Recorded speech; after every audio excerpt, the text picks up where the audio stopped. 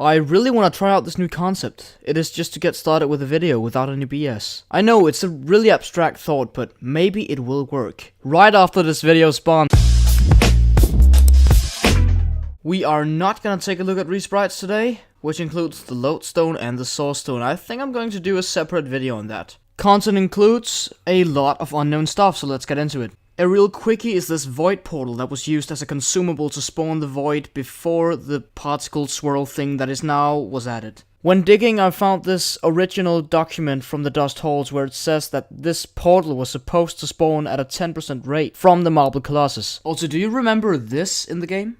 Legacy Builder. You basically just have to beat best fame for the previous class. It's just like a firstborn for each of every single class. I think this would be really cool for fame gain. Not sure why they didn't keep this one. You know what, guys? While we're at it, let's just look at the Dust Halls items. A set was actually planned for the Cloak of Bloody Surprises for the Rogue, but it never lived to see the light of day. First off, we have the Unwilling Ring. 50 HP, 20 mana, 5 def, and 5 speed. Decent addition. It counters the slow effect that the Bloody Surprises cloak actually did, and that was the purpose of this set, to counter the cloak. Of course, both a hide and a dagger was added as well. You can pause the video if you want to look at the stats. Our first white bag that was scrapped is the Sewer Cocktail, a kebab roll. I'm not sure what it is, but it says it's gonna burn you if you hold it. The Murky Toxin replaced this item before the dungeon's release. It came with stats. It has 1352 damage over time, radius of 6, duration 8 seconds, which is pretty long, but it gifts dazed to yourself for 5 seconds. I think that's the price you pay when the damage is pretty high, about 560 above tier 6. Now I'm carefully gonna try to pronounce this word correctly. Sheths. Yeah, it has to be Sheths.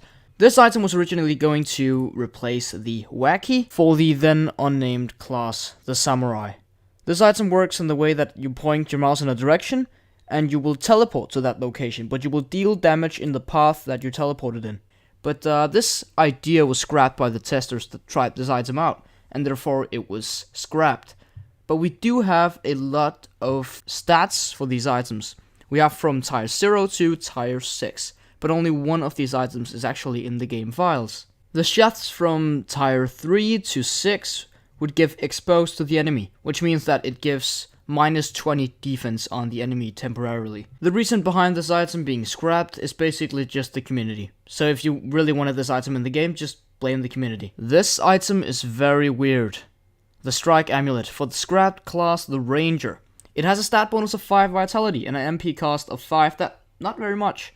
I don't think they have changed the stat before they scrapped it, because this was supposed to be for the Ranger class. We haven't really received any information about the Ranger class, or what it would have been, but this ability indicates that it's some kind of teleportation. Of course, this item is totally unfinished. It has 0 feat power, 0 fame bonus, but the sprite looks kinda okay. I could see this being used in the game. Ah, psych. Okay, next up we have the PDR Mo. Probably standing for, I don't know, Parasite Dick or something. This armor was originally meant to drop in the Parasite Chambers, but it was scrapped. So I really like the look of this item. It looks like a ribcage of some kind. I'm not sure. I think it would have been a heavy armor, because it's way too OP for a hide. It has 25 plus def, 50 plus HP, plus 5 speed, and minus 5 vitality. I mean, this is insane. Look at it. But it only has 800 feet power. That's really weird. The item description is Amar XD. I'm not sure what that means, but it was supposed to be a joke for data miners to find, just like me. That was it for the items. Now we're going to look at the enemies. We have the Feral dot in between. It was a unreleased MATLAB enemy that was intended to drop as a set piece to the boss. It only has 8000 HP and 30 def. There's also a sprite for aesthetics, and its behavior acts like a placeholder. I'm not sure what that's supposed to mean, but I think it really works in favor for testing if you wanted to add this item. For the Parasite Chambers, we have the Flesh Collector. It's an unused mob that was created and sprited and everything and gave XP and I may have seen. This looks recognizable. I think I've seen this before, but maybe it's just the Parasite theme that seems familiar. Next up, we have the Ninja and Necromancer Puppet. These two enemies were completely sprited and coded and is fully functional, but isn't just in the game. The damage is pretty high. 115 for the ninja, and the necromancer steals health, just like it's meant to. Not sure why these aren't in the game, but the ninja puppet looks kinda cute. I mean, look at him. The vengeful vampire is next, meant to spawn in the haunted cemetery. Realmai doesn't really seem to get why this item exists. Not item, but mob, of course, because it's apparently fully coded and functional, as Realmai states. Next one really looks like a boss of some kind. We have the Willem's head. Really nice sprite. It has 400,000 HP, 50 def, and unknown XP not set, with a description of levitates off of ground. Not sure what that's supposed to mean, but I know this isn't added. It also has 2 attacks, which one of them confuses you for 1 second, and it armor pierces through players, and this slow thing for 60 seconds, which is pretty insane. But just scrapped, just like the others. And now for the 2 dungeons that has been unfinished.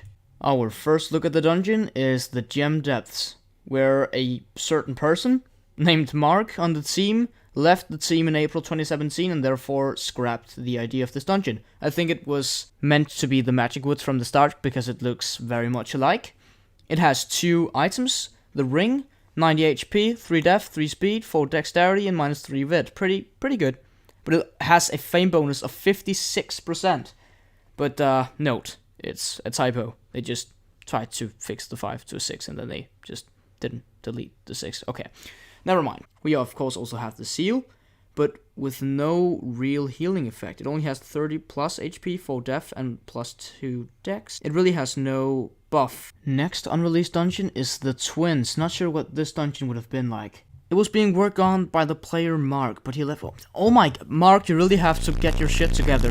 You know what, let's add some testing and weird ass items also. First off, we have the Super Fame, which gives you about 20,000 fame, obtained from the testing mystery box, and as noted, it is only usable in testing. Next is the Tincture of Courage. Pretty sure this was supposed to be used, because it gives 15 plus attack to everyone around you, but minus 10 speed for you.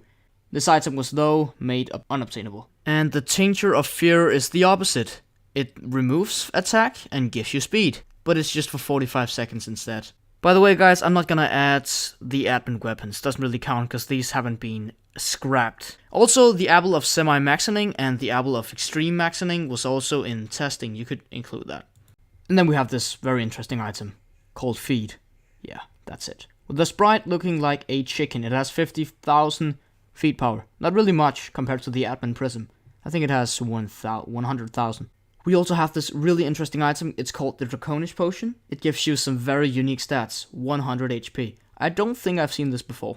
I think this dropped during the leak of the Death Draconis. But that doesn't matter. We have another dungeon to cover. Surprise. It's the Goblin Lair.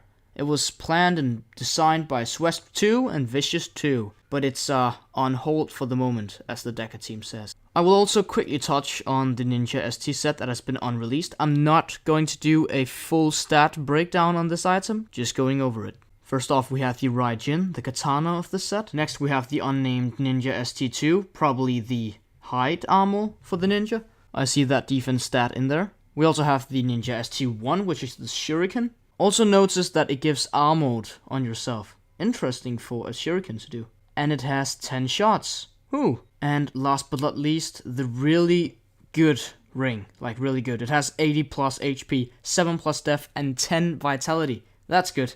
Also wanted to refer to this website real quick. It's called wiki/sprites, where you can share your own sprites and maybe have an early look on some sprites that may be added in the future. Also, quick life hack, do you want to play around with the sounds? Do you want your RotMG sounds? Just go to this page. Also, do you want to have a quick laugh? Maybe you want to know the creation and idea behind some of these dungeons? Go to this page.